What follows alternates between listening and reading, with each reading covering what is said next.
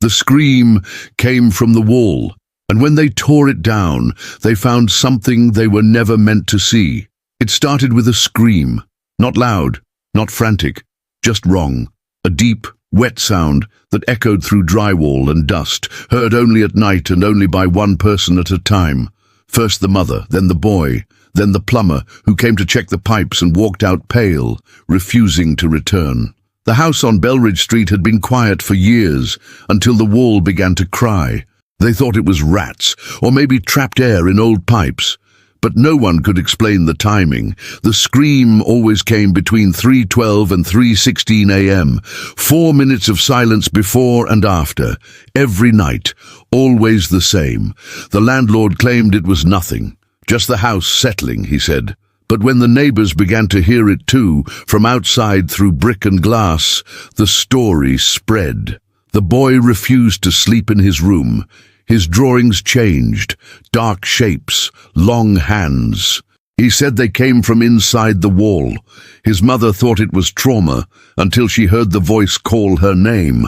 They finally called demolition, a contractor, a camera crew, just in case. They filmed everything, drilled through the plaster, peeled back layers, dust and wood and nails. And then they found it. Not a rat, not pipes, a small hollow cavity. And inside it, something not listed on any blueprint. It had a face, but not a human one. Eyes carved open, mouth sewn shut, limbs bent the wrong way, and written on the inside of the wall in something that was not paint, "Do not wake it." But they already had. Some houses keep secrets in the attic, others bury them in the basement. But this house whispered through the walls. The family who moved into 1097 Belridge Street wasn't looking for trouble. They wanted peace, stability, and quiet after a hard year. The rent was low, the street was quiet. The neighbors were friendly, though strangely hesitant when asked about the house's history. No one told them about the sounds. No one warned them what lived behind the plaster. It began with soft noises, tapping, breathing, a cry so distant it could have been imagination, but it wasn't. And when the sound began calling them by name, they knew it wasn't in their heads. It was inside the wall, waiting. What they discovered when they finally tore it down was not an animal, not a body, not even something they could explain. It was watching, and what's worse, they woke it up. Before we continue, if you're drawn to real unsolved horrors, to true stories that push the line between what's paranormal and what's possible, subscribe to this channel. Like this video if you believe some things were never meant to be uncovered, and comment below. From what country and city are you watching this story? Let's see how far the scream travels, because this isn't just a haunted house. This is a warning, and now that you've heard it, it may already be inside your walls too. Chapter 1. The First Noise. The noise came on the third night. At first Michelle didn't notice it. The baby monitor was hissing as usual, the house creaked in its unfamiliar ways, and her son, Caleb, had finally stopped coughing. She lay on the couch downstairs, half asleep, the TV playing something she wasn't watching. Then it came again. Barely audible, tucked beneath the static, like someone dragging breath through wet cloth, long and low. She muted the television. Silence. Then again, just as she was reaching for the remote, a whimper, sharp and sudden, not from the monitor, from the wall behind her. Michelle sat up, pulse jumping. The couch was pressed against the living room wall, an interior structure that separated it from the laundry room. She stood and placed her palm flat against the wallpaper, cheap floral print faded, nothing, cold, still. Then she leaned in, bringing her ear to the wall. For a second she heard only her own breathing. Then, there it was, a whisper, not words, not sound, just presence. She stepped back, suddenly nauseous. It was late, 2:53 a.m. She checked on Caleb. He was asleep, tucked under his dinosaur blanket, small hand curled near his face. No signs of a bad dream, no movement. She returned to the living room, but this time left the lamp on. The next morning, she told her husband, Aaron. He laughed. Old pipes. This place probably shifts in its sleep. Michelle wanted to believe that. She really did. But the way it had sounded, wet, made her skin crawl. Pipes didn't breathe. Walls didn't sigh. 2 nights later, it came again. Not to Michelle this time, to Caleb. He came into their bedroom at 3:14 a.m., wide-eyed and trembling. "There's someone in the wall," he whispered. "Behind the closet." Michelle sat upright instantly. Aaron groaned, half asleep. Nightmare. But Michelle saw the boy's face. It wasn't fear of a dream. It was recognition, like he'd seen something. He was trying not to remember. She walked him back to bed, checked the closet, knocked on the drywall behind it. Nothing, but Caleb refused to sleep alone that night. He curled beside her on the couch. She didn't tell Aaron, but before falling asleep, the boy whispered one more thing. "He said your name." The next day, Michelle searched the house for explanations. Old wiring, cracked insulation, animal nests. She found nothing. She called the landlord. He dismissed it casually. Old houses have their quirks. Quirks didn't whisper. Quirks didn't know your name.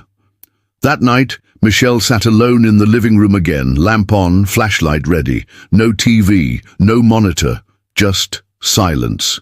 She waited, listened, and at 3:12 a.m., right on cue, the sound returned. Only this time it didn't whisper. It wept. Chapter 2. Scratching beneath the wallpaper. Michelle started sleeping with the lights on. The noise had returned every night since, always at 3:12 a.m., always starting as breath, then rising into something wetter, heavier, until it twisted into sobbing. She had recorded it, played it for Aaron, but when he listened the next morning there was only static, silence. He said she was tired, stressed, overreacting. He didn't hear it, but Caleb did. On the 5th night the scratching began, not loud, not violent, just persistent, like fingernails dragging lightly across wood from the inside. It came from the living room wall, then moved, slowly, along the baseboard toward the stairs. Michelle followed it barefoot, flashlight in hand. The sound stopped at the corner of the hallway. Then nothing. She pressed her ear to the wall. Something moved.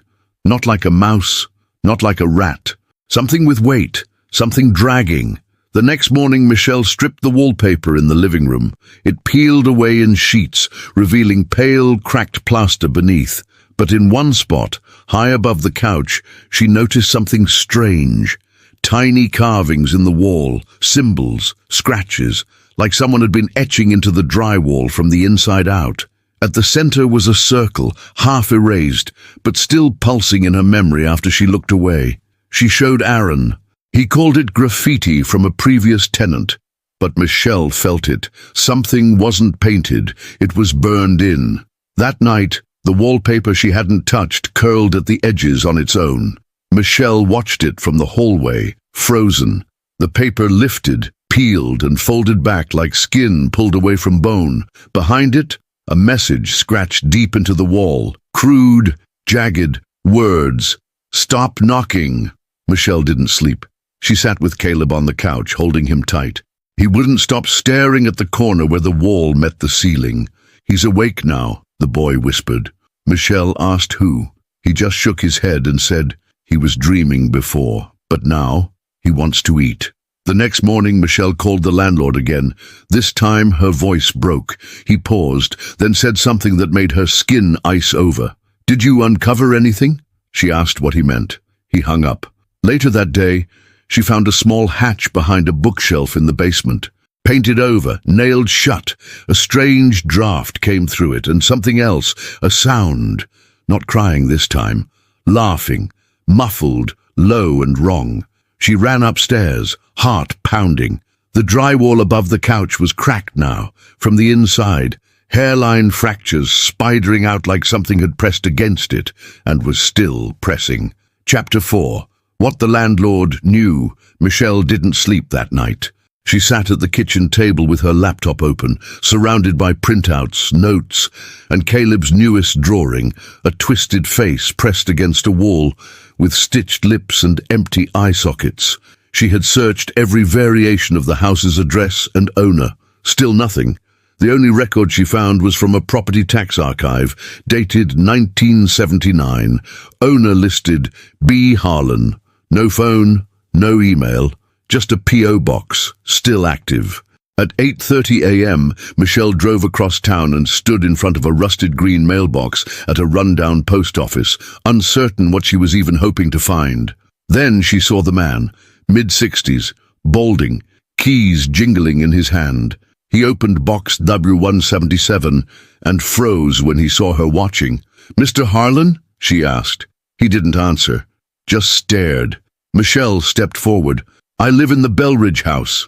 His face drained of color. He dropped the mail and turned away. "Wait, please," she begged. "What's in the wall?" He stopped, didn't turn around. "You opened it, didn't you?" Michelle didn't know what to say. Harlan muttered, almost to himself, "You should have let it sleep." They met again later that afternoon, in the back of an abandoned diner he once owned. He spoke without looking her in the eye. "My brother built that house, 1952. He wasn't right. Said he heard things before it was even finished. Said the land was wrong. The house made him dig under the floors. Told him where to put the rooms. He lit a cigarette with shaking hands. He stopped sleeping, started nailing things into the walls. Said it kept him quiet." Michelle asked what he meant. Harlan exhaled smoke. "There's something in that house. Something inside it. Not a ghost, not a demon. Older than that, smarter. It doesn't want your soul or your prayers. It wants space. To grow." He rubbed his forehead. "It feeds on attention, on sound. That's why it screams. You listen, and it listens back." She asked why he rented it out. He looked away. "I tried to seal it. Thought it was dead. I painted the walls, sealed the cracks, covered the mouth. Told myself it was over." He swallowed hard. "But if you heard it again?" He paused. "It's not over." Michelle demanded answers. "How do we stop it?" Harlan stared at her a long time, then said, "You don't. You survive it." He handed her a folded piece of paper before she left. Inside were the original blueprints of the house, drawn by hand, with one room circled in red, a space that didn't appear on any official plan. No door, no window, just a square in the center of the house labeled, "The Room That Breathes." Michelle drove home in silence. When she entered the house, Caleb was waiting at the top of the stairs. He pointed to the living room wall. "He knows you talked to the man." Michelle froze. Then Caleb whispered, "And now, he's going to show you what he really looks like." Chapter 5. The Room That Breathes. Michelle waited until Caleb was asleep. She triple-checked the locks, turned off all the lights, and unfolded the blueprint again on the kitchen table. Her finger traced the red square at the heart of the house, an impossible room that didn't appear in real space. But she knew where it was. It lined up exactly behind the living room wall, the same one that screamed, the same one that opened. She grabbed a hammer and a flashlight. Aaron hadn't come home. She hadn't called him. This wasn't something he could stop. This was something she needed to see, before it took anyone else. The drywall was softer than it should have been.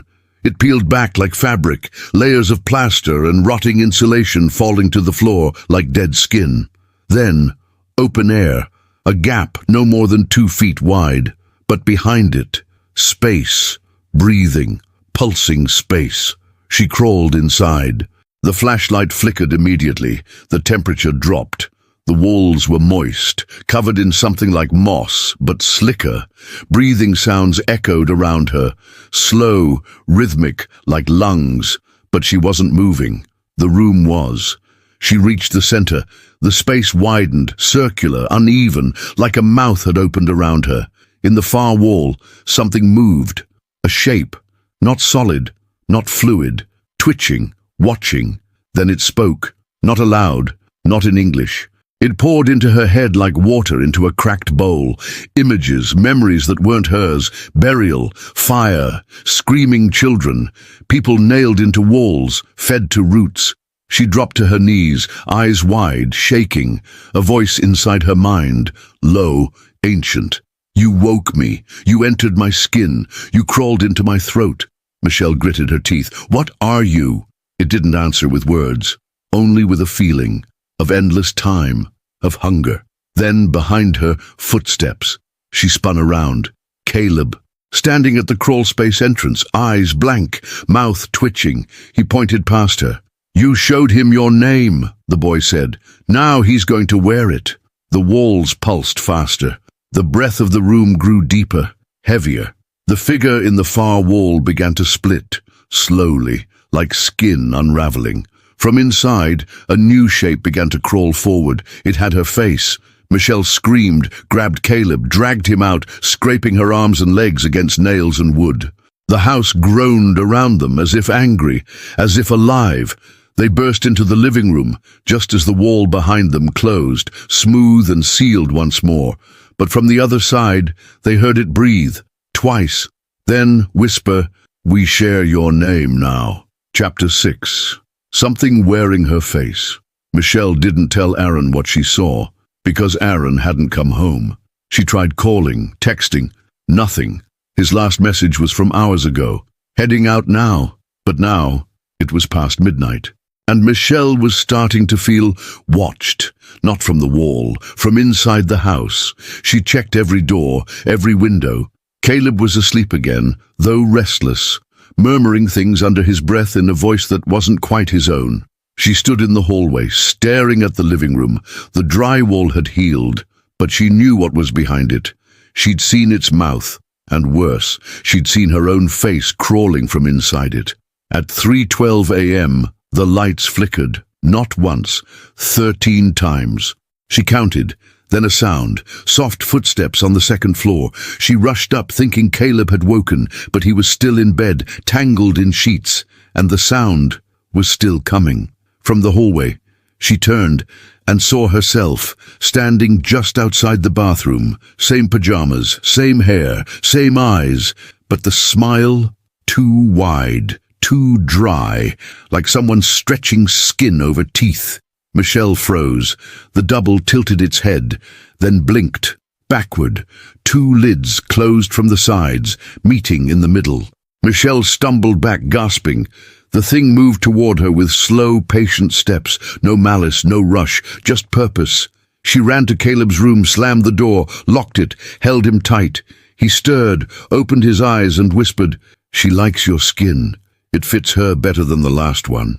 Michelle sobbed silently, holding him tighter. He whispered again, "She's learning your voice now." She called Aaron again. This time someone picked up, but said nothing, just breathed. Wet, rhythmic and close. Then a voice, "Don't come home, I'm already here." The next morning everything was normal. The door was unlocked, the drywall intact. Aaron walked in at 10 a.m., coffee in hand, confused. "Phone died last night," he said. "Sorry." Michelle stared at him, but he didn't blink. Not once. Not the whole morning. She tested him, asked about old memories, dates, names.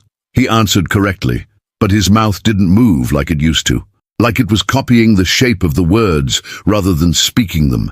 And when he laughed, there was no warmth, just echo. That night, as they lay in bed, Michelle pretended to sleep. Aaron lay still beside her, too still. Then, at 3:12 a.m., she heard it. Not outside, not from the wall, but from the bathroom mirror. A soft knock. Then her voice, "Let me out. That one's not me." Chapter 7. The mirror is a door. Michelle stood in front of the bathroom mirror, hands trembling. It was morning, but her reflection looked off. The lighting wasn't the same. The background was right, same tiles, same towel rack, but the eyes staring back weren't hers. They were duller, focused on something behind her. She turned around. Nothing. Turned back. Now the reflection was smiling. She tested it, raised her right hand. The reflection raised the left. Normal. Then she blinked. The reflection didn't. It stared. She blinked again, hard. The image grinned wider, showing too many teeth. Then whispered, "You're the one behind glass now." She screamed. Aaron came running. She tried to explain, pointing at the mirror, but it was normal again, just her, pale, shaking. Aaron didn't look concerned, just annoyed. "Maybe go back on your meds," he said. But Michelle had never taken any, not that he'd know. Later that day, Caleb refused to go into the bathroom. He stared at the door like it growled at him. Michelle knelt beside him. "What do you see, baby?" He didn't answer, just placed a hand gently on her cheek and said, "She doesn't love me like you do." That night, Michelle waited until the house was quiet. She returned to the bathroom, locked the door, covered the mirror with a towel, waited. At 3:12 a.m., it began to move. From beneath the fabric, a bulge, pushing, scratching. She pulled the towel off. The mirror was dark, black glass now, no reflection. But within the depth, a figure moved. Her face, but soaked, mouth wide, eyes crying blood. It pressed against the glass and whispered, "You left me there. Now I'm coming back." She slammed the mirror with her fist. It didn't break. The surface rippled like water. She fell backward, heart pounding. Aaron knocked on the door. "You okay?" Michelle didn't respond. She didn't trust that voice anymore. Not through a door. Not through a mirror. The next day, all the mirrors in the house were gone. Michelle woke to find them missing, every single one. Even the baby monitor screen was cracked. Only shiny surfaces remained, pots, metal handles, water, and in each one, sometimes just for a second, she'd catch her reflection blink out of sync. Michelle called the landlord again. Voicemail. She texted Harlan, no reply. She drove to the diner again. It was boarded up, a sign spray-painted across the door. "He sees through glass." That night, Caleb stood in the hallway. His eyes were blank, his voice flat. "Mommy?" he said. "Yes, baby?" He pointed to the mirrorless wall. "She's behind there now, and she doesn't like being trapped." Chapter 8. Replacing the real Michelle began noticing small changes in Aaron. At first, it was the way he chewed, slow, deliberate, like he was studying the act. Then the way he laughed. It didn't echo like before. It was shallow, empty, like sound without breath. And when she asked about their anniversary, he got the date right, but said the wrong restaurant. They had never been to that place, because it had burned down before they met. She confronted him one night. "Where did we go the night Caleb was born?" He hesitated. "Hospital," he said. "Yes, but before that?" He stared at her, then smiled slowly. "I wasn't there for that part, remember?" Her stomach dropped. He had been there. He cut the cord. He cried. Or at least the real Aaron had. She watched him more closely. He no longer looked at her in mirrors, always turned his head slightly. And when she showed him a photo of them together from 2 years ago, he touched the image like it was foreign skin. "This isn't me," he whispered, then blinked. "Sorry. I mean, strange photo quality." Caleb began calling her the other mommy in his sleep. He told her, "You're the soft one, she's the sharp one." Michelle didn't know what that meant until she caught her reflection in a broken car window. For a split second, it was smiling, but her face wasn't. The grin didn't stop when she looked away. It lingered. That night she dreamed of a room full of people, all wearing her face, all saying her name, but none of them knew how to say Caleb. Their mouths twitched when they tried, cracked, tore at the edges. They bled when they spoke it. She woke to find her toothbrush wet, used, but she hadn't brushed yet. Her shoes by the door were facing inward. She always left them facing out. A tea mug was in the sink. She hadn't had tea in weeks. Someone else was living as her, or something. She installed cameras, hidden ones, in the hallway, in the bathroom, in the kitchen. She reviewed the footage every morning at 3:12 a.m. each night. The screens went black, exactly 4 minutes of static, every single time. Then they returned, and she was already in the kitchen. The next night she stayed awake. She hid in the closet with Caleb beside her. They waited for 3:12, and when it came, the front door opened. Footsteps. Michelle peeked through the cracked closet door and saw herself walk in, same clothes, same eyes, holding Caleb's favorite blanket. The double walked slowly to the living room, sat on the couch, turned on the TV, then said in her voice, "Don't worry, the real one always fades." Caleb whispered beside her, "She's practicing. She wants to be ready when you're gone." Michelle closed the closet door, held Caleb tighter than ever, and realized what this thing wanted. Not death, not fear, but replacement. To walk where you walk, speak where you speak, to be so perfect that no one misses the real you, because they'll never know you were taken. Chapter 9. The Black Room. Below, Michelle waited until the house was asleep. Not just quiet, asleep. The lights hummed low. The air turned thick. Even the clocks ticked slower, as if time itself was afraid to move. She opened the basement door. Caleb begged her not to, but she kissed his forehead and said, "I have to see where it ends." He looked her in the eyes and whispered, "It doesn't." The stairs groaned beneath her feet. She carried the flashlight, but it dimmed with every step. The smell worsened, rot and rust, but not human, something older. At the base of the basement, she found the hatch again, the one nailed shut behind the shelf. But tonight, it was open. Inside was a crawl space lined with wet, breathing walls. She crawled. The air grew colder, heavier, like she was moving down through lungs. The path twisted and narrowed until she fell forward into a chamber wide, round, and completely black, except for what was moving inside it. At first, she thought they were shadows. Then she saw faces, hundreds, pressed into the walls, mouths sewn shut, eyes open, twitching. Some were copies of her, others of Aaron, of Caleb, of people she'd never seen, but somehow recognized, faces of those who disappeared. In the center of the room was a pit. Something inside it breathed. It didn't have a face. It wore them. Michelle felt her mind fracture just looking at it. The shape was wrong. Not creature, not God, but echo. It rose and fell like a lung beneath the earth. A voice filled the chamber, not sound but pressure. It poured through her skull like boiling syrup. "You gave me your face, now give me your name." Michelle screamed, but no sound came out. The walls moaned with her voice. Dozens of them, all her. Then she saw something floating in the air. A scrap of paper, old, burned at the edges, a blueprint. The one Harlan had shown her, but this one had more rooms, all scratched out, except for one, circled in red. The Forge. Written beside it, "Where they are made." The entity began to shift. From the pit it unfolded like cloth soaked in black oil. It took her shape again, but younger, smiling. A version of her that never cried, never bled, never broke. It stepped forward and spoke. "I'm better now. You can rest." Michelle reached into her pocket. The lighter. She'd brought it for this. She struck the flame and held it to the blueprint. The paper caught instantly. The fire spread along the room's edges, dry symbols igniting, bleeding red. The faces in the walls began to scream, mouths ripping open. The thing shrieked, not in anger, in fear. It collapsed into itself, skin sloughing off, collapsing back into the pit.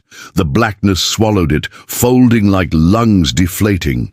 Michelle turned and ran, climbing through the crawl space as the walls collapsed behind her. She burst into the basement, coughing, screaming, alive. But as she slammed the hatch shut, she heard it whisper one last time, "If I forget your name, will I stop being you?" Chapter 10. The Final Copy. A semana passou em silêncio. Nenhum som na parede, nenhum reflexo estranho. Caleb dormia bem. Aaron parecia real. Michelle tentava acreditar que o terror havia acabado. Mas dentro dela, algo shifted. She felt lighter, but not in a good way. More like a page that had been erased and rewritten. She stared at herself in the mirror. Everything looked normal. Too normal. Flawless skin. Steady hands. Eyes that didn't twitch anymore when she remembered the black room. That was the first clue. The real Michelle would have flinched. This one only watched. She began testing herself, saying her name out loud, writing down memories, forcing tears when she should have cried. But something was off. She still loved Caleb deeply, but the scent of his skin didn't stir the same memory. It was as if someone had copied love, but not the feeling beneath it. One night, Aaron held her in bed. He whispered, "You feel different." Michelle stiffened. "What do you mean?" "Not in a bad way, just like you're not hurting anymore." She smiled, but deep down she felt hollow, because the pain wasn't gone. It had been scraped away. The next morning, Caleb handed her a drawing. 2 moms, one smiling, one crying. "Which one am I?" she asked. He didn't answer, just hugged her and whispered, "I don't care which one you are, as long as you don't leave again." That night, Michelle stood in front of the bathroom mirror. She stared at herself for a long time, then whispered, "Prove you're me." The reflection blinked, tilted its head, then smiled, wide, not mocking, but proud. "You made it," the reflection said. "Now you are the mirror." She stepped back, felt the skin on her arms tighten, the freckles on her cheek rearranged, her voice in her throat slightly sharper, not enough for others to notice, just enough for her to feel. She was no longer Michelle, or maybe she had always been this. Michelle walked into Caleb's room. He looked up, sleepy. "You look different," he murmured. "I do?" He nodded. "Not scary different, just deeper." She kissed his forehead and made a promise she wasn't sure she could keep. "I won't let it take me again." Weeks passed. The house stayed silent. The hatch remained sealed. But sometimes, in passing reflections, window panes, car mirrors, puddles, she caught a second version of herself, walking 2 steps behind, never turning its head, but always smiling.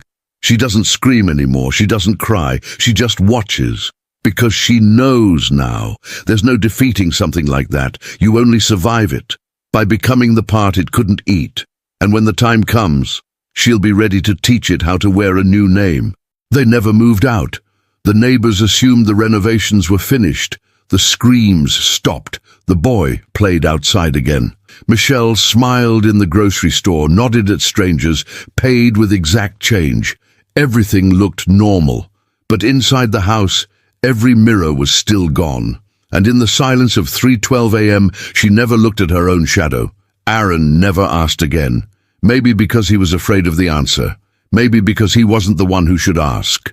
But sometimes he'd glance at her and wonder if the woman making breakfast was the same one he married, or the one who stepped out of the wall.